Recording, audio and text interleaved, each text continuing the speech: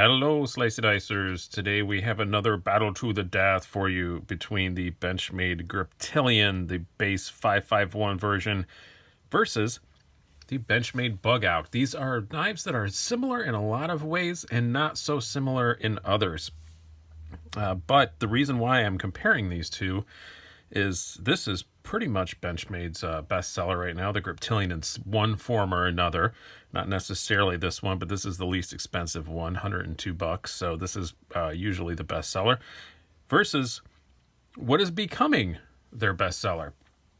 I know I spoke to someone who will remain off the record at Benchmade saying they sell a ton of Bugouts, and it's quickly creeping up on Griptilian numbers, even though the Griptilian is an EDC classic. We'll talk about this one first since I already started.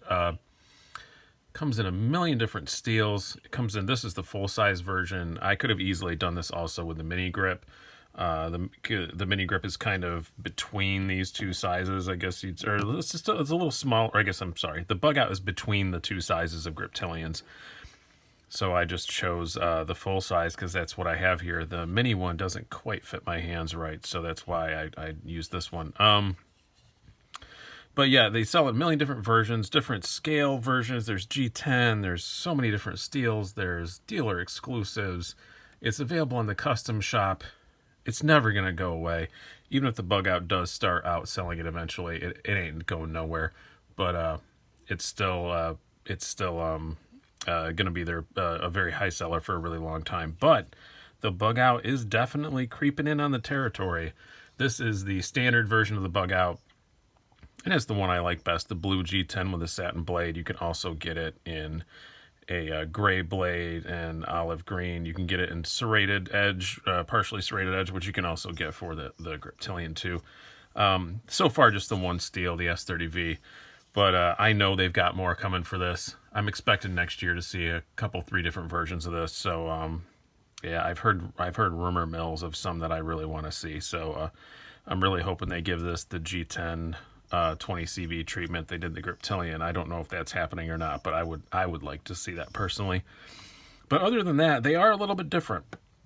Griptilian is meant to be more of a kind of, especially in this full-size version, an EDC. I'm not going to call it quite a hard use knife, but close to it, where the Bugout is designed to be as thin and as lightweight as possible and still have Benchmade's trademark, well, not trademark anymore, I guess, signature, I guess we'll call it, axis lock.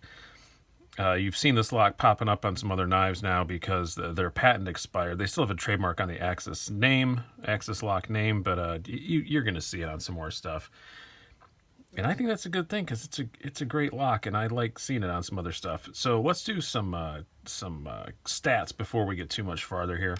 We will start out with the Griptilian. You have an overall length. Again, this is the full-size 551 version of just a hair over 8 inches, blade length of 3.45 inches, blade thickness of 0.12 inches, handle thickness of 0.64 inches, and a weight of 3.82 ounces. And on this $102 version, you're getting 154 cm steel and the Grivery fancy plastic handles. Next up, let's do the Bugout. Page 2. A little bit shorter. You have a length of about 7 3/4 inches. Blade length, again, about a 1/4 inch shorter at 3.24 inches. You have a blade thickness of much thinner at 0.09 inches. Handle thickness, infinitely thinner at 0.42. And the weight also dramatically less at just 1.8 ounces. So this is a super light little knife. Again, mostly comparing these just because of sales numbers. But also, in my use, I've had both. The Griptilian is a fairly new addition, but they are two that I'm just like, oh, don't I want to carry this one or this one? So we're going to analyze that. How is this going to work? If you have not seen one of these battles to the death before, we do 7 categories: aesthetics and design, quality, blade, edge, carry, deployment, and value. And then at the end, we'll add up some scores and we will pick a winner. So I'm sure Benchmade's marketing department is not going to take this into advice at all. But we're gonna do it anyway. I think it's a fun little comparison. We will see if you guys agree. I will judge it by your view numbers. So first of all, aesthetics and design. I've never been in love with the Griptilian look. I like it comes in a different version with a arachnid-esque hole deployment and a sheep's foot blade. I like the look of that one a little bit better, but still, just overall, I don't know. It's never blown me away. I do like the look of the Bugout a little bit better, especially when it's open. But when it's closed, when they're closed, I like the look of the Griptilian better because it's got this kind of cold steel-esque in the back of the blade. That's the technical term for it, is the So yeah, that doesn't light my fire exactly. But I will say this category is aesthetic and design, and I will say I think that the Griptilian is slightly better designed handle-wise for all day, every day kind of stuff. And it's a bit more robust. This has, the Griptilian has liners, or more liner. Yeah, it has liners more than the Bugout basically just has just enough, and I'm probably not going to be able to pick that on my camera, but the liners stop about here, right at that screw. Just enough to hold the axis lock, and that's about it. And people complain because, yes, you can squeeze it and flex it, but I can attest, I use this knife a whole lot. It don't matter in day-to-day use. It does not matter one tiny little bit, but people freak out about it, so I'm going to bring it up where nobody freaks out about that on the Griptilian. Quality-wise, going to go the opposite way on this and say the Bugout. It's kind of odd because they're both the same materials. This is Grivery. This is Grivery. This is a better blade steel, but that's not the whole reason why. It's just for some reason, I don't know, the Bugout just, even though it has even less metal in it than the Griptilian does, I don't know. People complain about the squeezy plastic thing, but quality-wise, this just feels a bit nicer. And I'm not really, I think it's just more of a texture thing than anything else. They're from the same factory. They have the same parts mostly, other than the steel. But I'm going to give a very slight edge quality-wise to the Bugout. I don't know. The Bugout is a little bit more expensive, by the way. I don't think I mentioned the price in the end. It's $114. So yeah, it just feels just that slight little bit nicer in a way that I can't quite qualify. It's got the nice blued out thumb studs. I don't know. I was not at all impressed with the feel of the Griptilian in this base version. The G10 ones are really freaking nice, but they're a lot more money. Where this is, it just doesn't feel that nice. All right. So next up, the blade. The blade, I gotta go. I mean, your 154 cm S30V, 154 cm is perfectly fine. This isn't a steel choice. This is just a blade shape choice more than anything. I do like S30V better than 154 cm, but I just like the blade shape on this better too. It's more of a higher flat grind. It's thinner blade stock. It's slicier. This is the kind of blade that I use in my daily EDC stuff. This is a bit more of a robust blade for sure. I mean, if you look at those tips, you can see that the tip on the Griptilian is much more robust, but that's not something that's a huge priority for me. So I have to go Bugout all the way, but I could see if you went the other way. But for me, absolutely, the Bugout blade is the one that I prefer the most. Both have pretty good sharpening choils. Yeah, but I gotta go Bugout all the way on that one. Next up, Ergonomics. The Griptilian is called the Griptilian, so you would expect it to have pretty good ergonomics, and it does. It's pretty darn good. It's pretty comfortable in the hand. It's very grippy, hence the name.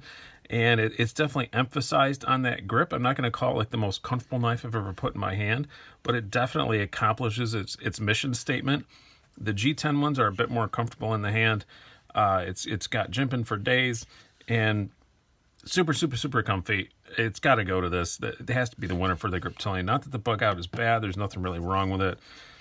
It does have a little bit of jimping back up here. I would kind of like it if the Bugout, just the size that it is, I would really like it a lot if it had just a little bit of jimping up here.